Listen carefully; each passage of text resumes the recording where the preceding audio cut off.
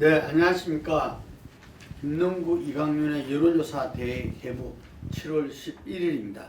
지난주부터 시작해가지고 데드 크로스다 이런 말이 나왔죠. 네. 오차 범위 내겠었는데 그랬죠. 지난 주말과 이번 주는 그렇지 않아요. 아주 그죠? 폭락했습니다. 예, 케이스와의 조사부터 좀 짚어주시죠. 저희가 TBS 의뢰로 전국 만 18살 이상 성인 남자 1,002명 대상 7월 8일, 9일 이틀간 실시했습니다. 그러니까 나토 정상외교 회담 끝나고 돌아왔고 장관들 인사가 있었고 국힘 이준석 당대표에 대한 징계 발표까지 다 반영이 된 예. 시점상은 그렇습니다. 중앙선관위 제공 안심번호, 무선 자동응답 방식 100%, 표본오차 95% 신뢰 수준, 플러스 마이너스 3.1%포인트, 응답률은 6.3%입니다. 셀 가중 방식 채택하고 있고요. 질문지 같은 보다 자세한 사항은 중앙선거 여론조사심의위원회나 저희 한국사회여론연구소 홈페이지 보시면 되겠습니다. 우선 대통령 국정평가 어떻게 보십니까? 물어봤습니다. 긍정적이다 34.5, 부정 60.8%입니다. 60.8. 그 격차는 무려 26.3%포인트입니다. 저희가 한 주 전에 조사했을 때는 이 차이가 9%포인트가량 됐는데요. 두 자릿수 숫자로 크게 벌어졌습니다. 대통령 국정평가에 대해서만 표현하자면 저는 폭락이라는 단어가 결코 과하지 않다고 생각합니다. 그러면 왜 그렇게 대통령이 출근길에 기자문답을 거의 매일 해오고 있는데요. 항상 논란이 뒤따르고 있습니다. 왜 논란이 생기는지도 함께 질문해 보았습니다. 대통령이 충분히 준비되지 않은 상태에서, 즉 정제되지 않은 답변을 하기 때문이다. 47.3%로 가장 많이 꼽았습니다. 그 다음 24.2%가 격이 없고 솔직한 윤석열 대통령의 특이한 스타일 때문이다. 이런 말 했고요. 세 번째 14%입니다. 주요 정책이나 인선을 두고 집권 여당과 대통령실 내부에서 소통 혼선이 실제 존재하고 있기 때문이다. 그래서 이렇게 실수가 잦고 논란거리가 생긴다. 마지막으로 6.3%는 참모진의 대통령에 대한 보조화가 부족한 것 아니냐. 이렇게 말했습니다. 참고로 제가 들은 바에 의하면 사실 확인이 된 건 아닙니다만 대통령실 공보 라인에서 그 전날 오후 늦게쯤 대통령께 예상되는 도스태핑 질문에 대한 모범 답변, 가이드라인 같은 걸 준답니다. 책상 위에 갖다 놓는데 그닥 참고하지 않는 것 같습니다. 이준석 당대표에 대한 징계가 이루어졌죠. 굉장히 오랫동안 거의 8개월 만에 말만 계속 나오다가 8개월 만에 이루어졌는데 아시다시피 6개월 당원권 정지를 받았습니다. 이거에 대해서 그 정도면 적절하다 33.2% 가장 많았습니다. 그 다음에 그거 좀 너무 과한 거 아니야? 31%. 에게게 그거 좀 미흡해 27.5% 이렇게 고르게 분산됐습니다. 물론 세 가지 다 오차범위 내에 있고 어느 한쪽이 다른 두 쪽에 비해서 특별히 많다라고 말할 수는 없습니다만 적절하다 또는 미흡하다 이 둘을 합친다면 50%를 넘습니다. 그러니까 과도한 징계다라고 생각하는 사람이 31%인 반면 나머지는 그 정도면 적절하다 또는 그거 너무 약한 거 아니야? 이렇게 생각한다는 것이겠죠. 또 하나 나토 외교 때 대통령 전용기에 탑승했던 민간인의 보조 및 기획 이런 거 도움 받았다는 거 있지 않습니까? 그 동행권에 대해서 어떻게 생각하십니까? 물었습니다. 무려 66.5%가 부적절했다라고 답변했습니다. 아시겠지만 66.5%라고 하면 잘 모름, 무응답 이런 거 빼고 나면은 거의 10의 7 이상이 부적절하다라고 답변한 것으로 볼 수 있습니다. 정당 지지율 말씀드리죠. 국민의힘 38.6. 참고로 두 주일 전에는 이 숫자가 45%를 넘겼었습니다. 두 주일 사이에 꽤 많이 빠졌습니다. 민주당 29%. 지지정당 없음이 무려 25%나 잡혔습니다. 이것은 지난 한 주 전에 비해서 지지정당 없다는 게 11.1%포인트나 늘어났습니다. 그러니까 민주당 지지자들의 거의 버금가는 숫자가 나는 지지정당 없다라고 지금 답변하고 있습니다. 참고로 이번 조사에 응한 응답자들의 정치적 성향을 보면 이건 본인들이 스스로 답변하신 겁니다.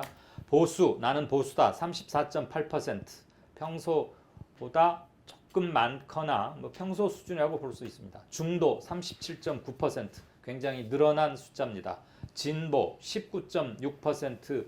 저희가 이 조사를 실시한 지 지금 1년 7개월째인데 이번이 진보 응답률이 가장 낮습니다. 일단 대통령에 좀 집중해서 보면은 그 지난 주말에 갤럽 7월 1주차에서도 긍정 37, 부정 49로 나타났고요. 오늘 리얼미터에서도 37, 긍정, 부정 67 이렇게 나타났습니다. 네. 그러니까 이 데드크로스의 오차범위를 벗어난 건 벌써 지금 벗어나기 시작했고 네. 그 정도가 점점 이제 벌어지고 있는 거죠. 30% 중반대에 긍정이 있고 네. 그 다음에 뭐 60% 넘는 것까지 이렇게 부정이 나오는데 이걸 보면은 대통령 지지자 표를 찍은 사람도 지금 이탈하고. 바뀌고 있다. 네. 이탈하고 있다. 네. 라는 걸 볼 수 있죠. 확연하죠. 대통령이 48.7%인가를 득표했죠. 지난 대선에서. 네. 물론 여론조사의 긍부정률과 대선 득표율을 동일시할 수는 없습니다. 네. 투표와 여론조사는 다르니까.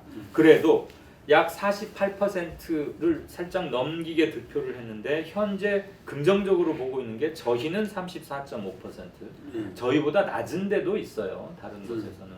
그렇다고 보면 그냥 느슨한 지지층이 잠시 이탈한 것을 넘어서서 투표했던 비교적 적극적 지지층 중에서도 이탈이 있지 않고서는 이른바 선거 때 잠시 누구를 찍어보는 준 스윙 보터층의 이탈만으로는 이 숫자 차이를 해석하기가 좀 힘들 것 같습니다. 제가 이번 조사에 응한 응답자들이 정치적 성향을 특별히 말씀드린 이유가 보수가 34.8%라고 답했습니다.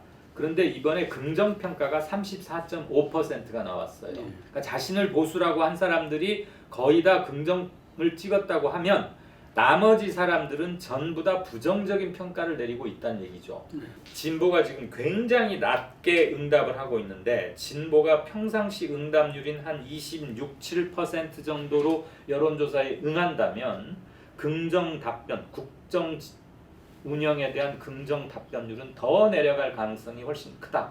이렇게 추론할 수 있겠죠. 지금 KSY 그 조사 그 통계표에 따르자면은 지금 갤럽도 마찬가지입니다. 뭐냐면은 이 중도층에서 지금의 이제 긍정 부정의 평균치에 가까운 중도층이 이미 그 대통령의 그 국정 운영에 대한 부정이 굉장히 높아졌다는 이야기인 거고. 예.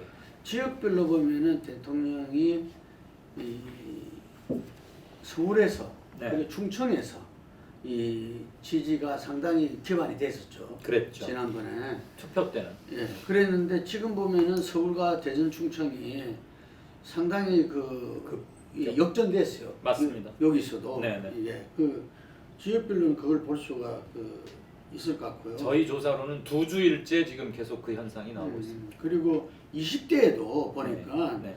부정평가가 오히려 평균보다 더 높게 나왔어요. 예. 예. 그러니까 지금 이거는 아마 이준석 효과도 좀 반영된 거 아닌가 이렇게 그렇습니다. 싶거든요. 네. 근데 총체적으로 지금 이제 기댈 데가 없어지고 네. 제가 볼 때는 이 추이대로 뭔가 반전의 기회를 갖지 못하면은 고립무원의 사면 초과. 예.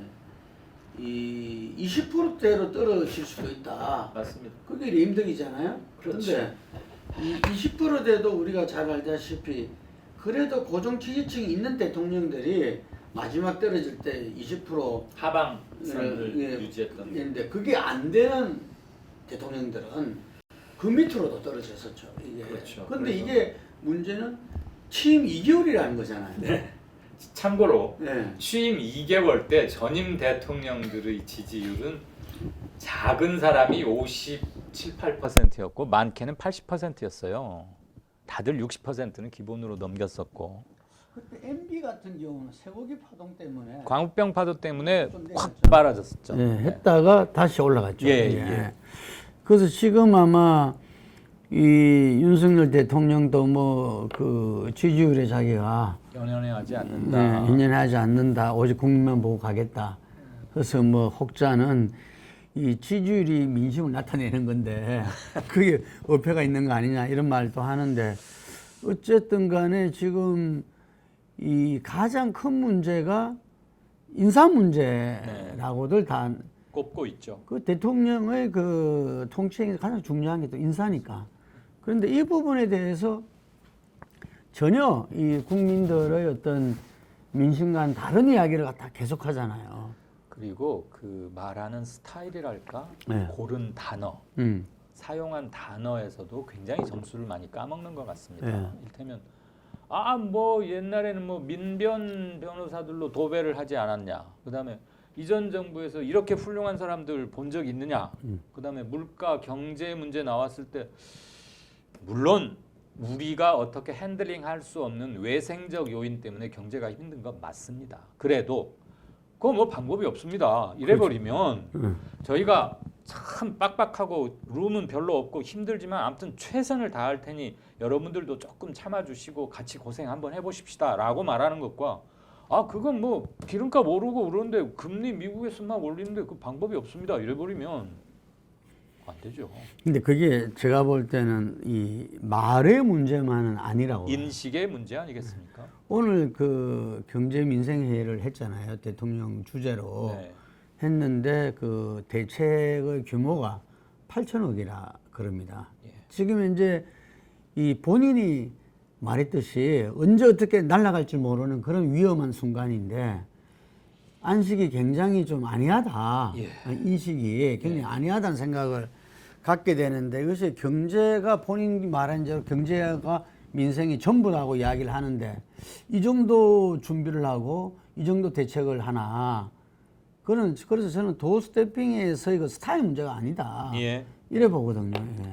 과연 국정 운영 또는 담임 능력이 제대로 돼 있나에 대한 의문이 커지기 시작하는 게 아닌가 그런 생각이 들고요. 참고로 국정 운영, 대통령 국정 운영에 대한 부정 평가가 특별히 높아진 곳 지난 한 주 동안 그곳을 좀 열거해 드리겠습니다. 우선 2030의 20이라고 할 수 있는 만 18살부터 29살까지 무려 17%포인트가 지난주보다 높아졌습니다. 그다음 인천 경기 지역 13.8%포인트 높아졌습니다. 광주 전라에서는 16.8%포인트. 부울경 이 정권의 주요 지지 기반 중에 하나죠. 여기서도 15.7%포인트 높아졌습니다. 중도층에서 14.8%포인트 그리고 중요한 것은 자신을 보수 성향이라고 밝힌 사람들 중에서도 무려 17.1%포인트나 높아졌습니다. 마지막으로 나는 국민의힘 지지한다. 정당 지지도 묻지 않습니까? 그때 국민의힘 지지한다는 사람들 중에서도 대통령 국정 운영에 대해서는 15.5%포인트가 부정 쪽으로 높아진 겁니다. 좀 전에 우리가 이야기했지만 이 지지율 변화의 배경이 된 이슈가 보면 첫 번째가 먼저 6월 물가 상승률이 6% 되었어요. 이게 네. 뭐 십몇 년 만이라 그러죠.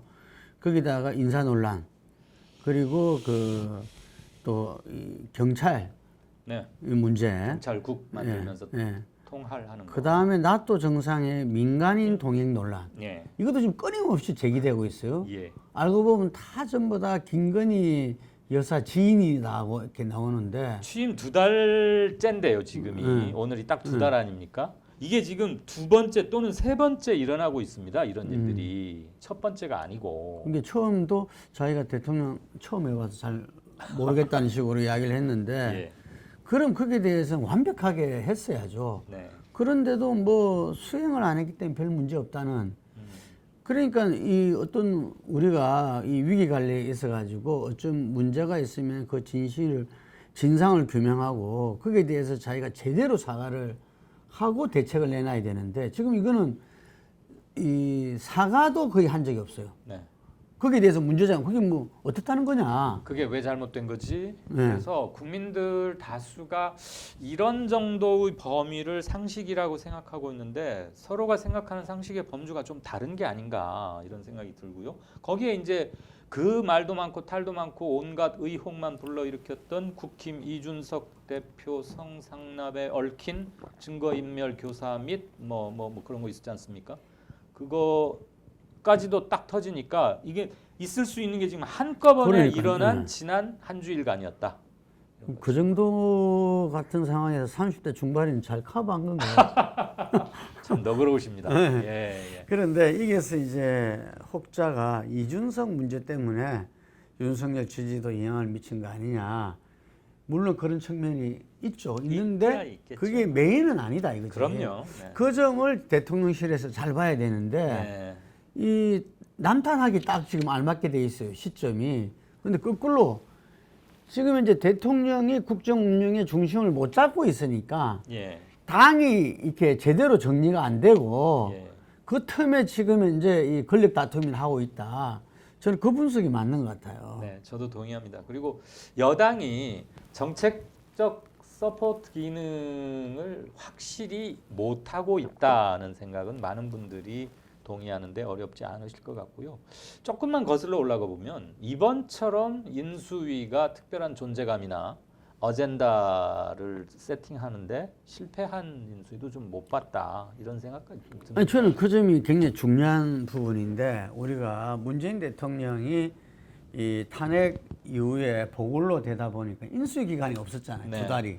그 중요한 2달이 없다 보니까 사실은 시행착오가 거듭된 측면도 크거든요. 그렇죠. 제가 그때 김진표 국정기획위원장을 인터뷰를 했는데 네. 이야기를 들어보니까 이 실제로 이 정부에서 어떤 일을 해야 되고 뭐 거기에 대해서 체크하고 이 공청회를 하고 이런 부분들이 할 시간이 이미 국정은 진행되지 나가니까 예.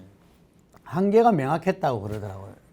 당시 국정기획위원회는 예. 이번에 2달 동안 충분하게 그거를 했는데 우리가 알다시피 인수위 해가지고 인수위 내놓은 정책이 일면 헤드라인을 장식한 경우가 거의 없었어요. 없어요.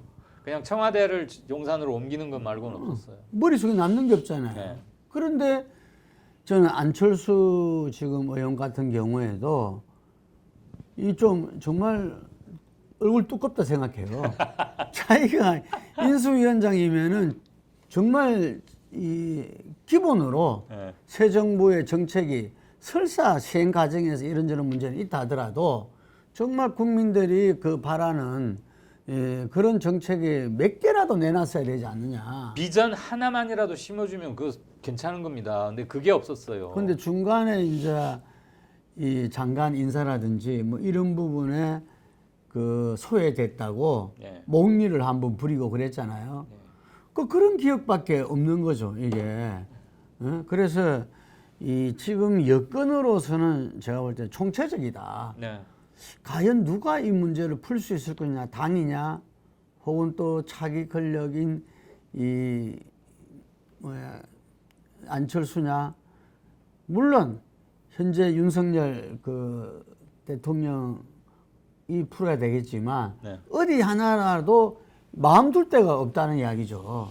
이게. 그래서 이 비상이 과연 앞으로 반전의 기회가 있을까? 반전의 여건은 될까? 저는 조금 비관적 견해를 가질 수밖에 없는데요. 우선 민생이나 먹고 사는 문제, 살림살이 형편이 나아지기가 굉장히 어렵습니다. 네. 일단 금리를 계속 올릴 수밖에 없고요. 네. 금리를 올리고도 물가를 못 잡으면 이건 최악인데 8%까지도 각오해야 한다는 얘기가 나오고 있지 않습니까? 예. 그러면 중산층 붕괴가 일어납니다. 그다음에 가계부채가 우리가 OECD 국가 중에서 제일 많은데 금리가 올라가면 그리고 소득이 그에 맞춰서 올라가지 않으면 가처분 소득이 줄어드는 물론이려니와 인컴 대부분을 빚 갚거나 뭐 이런 데 쓸 수밖에 없어요. 그리고 국제 이제 기름값은 단순히 그냥 휘발유 자동차만 생각하는데 그게 아니고 경제 전 분야에 영향을 미치는 요소지 않습니까? 거기다 공공요금, 전기료, 가스료. 전기료는 석 달 지나면 다음 3분기 때 또 인상 요인이 있습니다. 전기료가 올라가면 지난번에 전기료 올랐잖아요. 킬로와트당 5원으로. 그게 물가 기획재정부에서 산출하는 생필품 인상 요인의 0.5%라고 합니다. 물가 1% 내리기가 얼마나 힘든데 지금 킬로와트당 5원이라고 해서 이전에는 킬로와트당 최대 3원까지만 올리게 되어 있는데 그 규정을 바꿔가면서까지 요번에 많이 올렸어요. 그런데도 한전의 적자 해소에는 언발의 오줌 누기입니다. 그래서 3분기 때 또 올릴 수밖에 없는데 또 그 정도로 올리면 두 번이니까 벌써 기름값 아니 전기료 하나만으로 1% 상승 요인이 생기는 거예요. 그러면 이 고물가, 고금리 그걸 어떻게 잡겠습니까? 예, 그 부분에 우리 또 경제 성장률도 이 모 기관 예측에 의하면은 하반기는 마이너스가 될 수 있다라고 이야기를 그 얘기 하잖아요. 나왔죠. 노무라 은행에서도 그런 그 지금 전 세계적으로 그 인플레이션을 잡기 위해서 금리 인하를 미국 연준이 지금 이제 이 곧또 지난번에 0.75에서 또 이번에 0.5는 이상은 올린다. 예. 라고 그 이야기 돼 있는데 경기 침체 우려 때문에 뭐 또 0.75까지는 힘들지만 그런데 일단 경기 침체보다는 인플레이션을 잡아야 된다 이런 기조라고 그러더라고요. 예. 예, 근데 거기에서 이제 경기 침체, 그 리세션의 R의 공포가 예. 전 세계를 갖다가 지금 이제 덮칠 것이다 이래 나오는데 지금 윤석열 대통령이 검찰만 26년 했어요. 예. 경제를 아는 부분들은 주로 경제 범죄 수사를 하다가 그 알게 된 건데 그 부분을 상당히 좀 착각하고 있다. 그래서 제가 필요할 때는 우리가 알다시피 예. 전두환 대통령 시절에 믿고 맡겨버린 믿고 맡겨버리는 경제는 당신이 대통령이야. 예. 이거. 예. 그래서 한덕수 총리 뽑은 거 아닙니까? 근데 한덕수 총리는 구시대 유물 아니겠습니까? 그분의 경제 철학과 이거는 그게 언제적입니까? 한 큐에 보내주시네. 예. 그래서 저는 지금 현재 한덕수 총리가 경제에 대해서 정확한 진단과 대안 제시가 뭐 있었습니까? 없잖아요, 지금. 딱 틀어쥐고 네. 추경수를 자기 후배 딱 부리듯이 너는 이거 해, 너는 이거 해 네. 이래야 되는데 별로 없어요. 없어 보여. 예. 그래서 이 정권은 어쨌든 간에 그 여론조사랑 먹고 사는데 여론조사는 민심이고 그 민심은 먹고 사는 문제에 가장 예민하게 반응할 수밖에 없다. 그런데 대단히 안 좋고 예. 우리가 할 수 있는 툴이 별로 없는 거예요.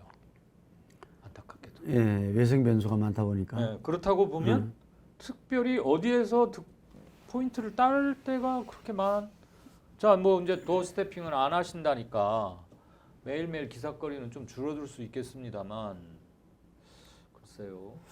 저는 이번에 그 나토 정상회에 그 참여하고 다행히 거기에서 큰 실수는 없었어요. 예, 오바는 없었는데, 근데 실제로 그것이 나토가 이번에 그 뭐하러 이렇게 이 아시아 태평양 4개국을 초청했느냐? 중국 견제로라고밖에 볼 수 없거든요. 그렇죠. 예, 그래서 나토는 본래 대소련, 대러시아 그건데 예.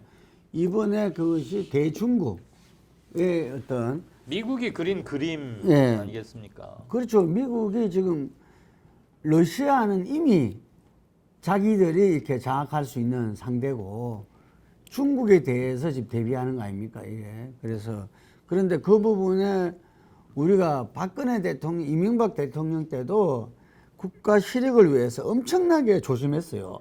예. 미국에 가서 그걸 하면서도 또 중국과의 관계에서도 막 이런 행위를 이렇게 이 실리적인 행위를 해왔는데 외교는 국익 차원에서 해야 되는 거잖아요. 근데 그런 부분에서 좀 너무 허술했다. 근데 국민들 그걸 정확하게 아는 것 같아요. 예.